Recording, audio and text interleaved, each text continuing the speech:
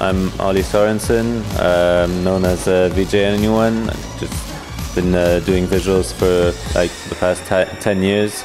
I started out in Montreal, where I grew up, but I've been in London for about eight years now. I'm using VJing because, in a way, the technology is so accessible at the moment. Anyone can do visuals. I mean, it's not about the technical part of it. In my opinion, it's about, you know, building the content into the visuals, depending on the music, depending on where I am, you know, in the club or the venue. Just try to feed off the audience and feed off the music.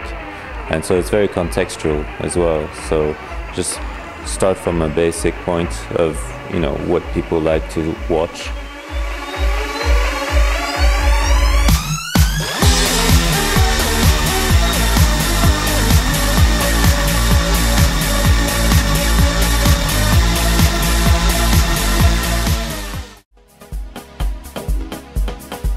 I was studying fine art before. I was just like into painting and stuff like that, so it is just natural for me to just move into, you know, as a new technology moves on and stuff, and I just want to try new things, and the visual side of things was always like really interesting. And I was a really big clubber when I was, you know, like 18 and stuff like that, and it was kind of like a way for me to go clubbing for free for a while. And then I started getting paid, and, you know, had a residency and stuff. And that was in Montreal. That was early days. I was resident for Sona, which was the club for the Tigas. You know Tigas? Well, he had a club in Montreal, and that was the club I was resident at. That was my first kind of semi-big break. And then things kind of went from strength to strength. And I moved to London because I was doing a lot of visuals for like UK DJs that came into Montreal. I made some friends. One thing led to another, and here I am. I don't know, it's a bit of a blur at the moment for me, you know. Yeah, Meet Katy is right. It's a little bit of a coincidence, you know. Like, as there was again a one-night stand that turned into some kind of a love affair, you know, an audiovisual love affair, basically, between, you know, a really good DJ. I really rate what he does just musically, and you know, he just said like, "Oh, can you play something really simple?" And I kind of I found it really charming to have someone say, you know, just don't go overboard, you know, because it's that temptation with technology. You know, the more you can do, the more you want to do, and it doesn't always work like that, you know. I mean, I think minimal music is a little bit like that as well. You know, you don't want to always put everything at the same time and stuff. And what I like about Meet Katy as well is it crosses the border. It's not just about breaks, you know, it's a little bit of house, a little bit of electro, and so it's kind of blurring, you know, the box where he fits in, and all these boundaries, which are more about market, about selling records than about, you know, going to see the music.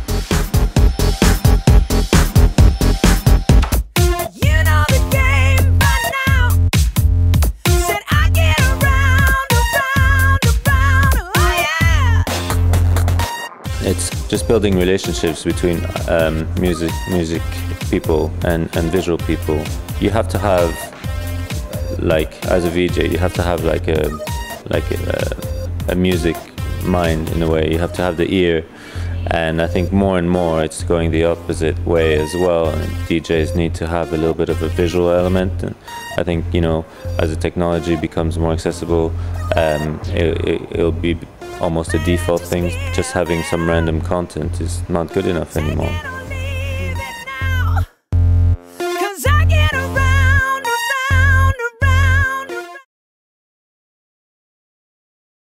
So I've been making this night called Div Social, which is like more of a it's as much a networking night than it is a night to see interesting AV acts, right?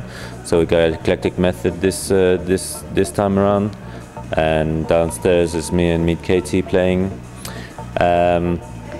So that's one angle. So you can see interesting artists, but you can also see you can also meet people from the industry, like some people from Pioneer. I've come and then mingled with VJs or musicians that want to get involved into visuals. Some people from Eddie Row or some other club promoters have come down and just check it out. I've done 2 DVDs for Mix Mash. That was prior to my relationship with me and Katy. I'm probably gonna do another one, and that's kind of a secret, so I'm not gonna talk about it now, but it's really good. But the first 2 ones were done kind of like as stock imagery for VJs or DJs to use with the DVJs. So Mixmash, they produce visuals like that, kind of are like the DVDs are authored to go really well with the DVJs, because there's no menu on it, and so you just stick it in. Because there's no menu, it's really easy to load, and then you just go straight into the visual. But so I've done two themes. One is Night Lights, which is it's like a combination between my filming adventures in New York, in Tokyo, and London. And another one is completely synthetic. The second one is called Graph Beats, so it's like musically cut 3D animations, basically.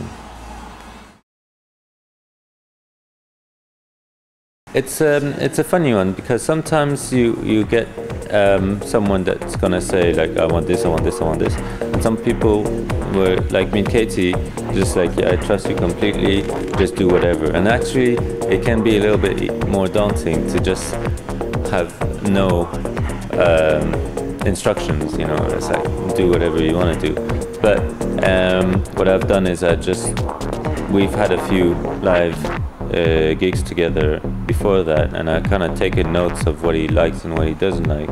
And again, like I said, you know, just build on the most basic things that everyone kind of likes, you know, on almost an optical level, you know, like your eye catches things, you know, and that's kind of what I want to do, like moving lights and things like that. People just like catch on that, or, you know, a little bit of innuendo and things like that. So it's a bit of a combination between that and also just look at the music and listen to the lyrics. You know, it's just every film director does that, you know, for music.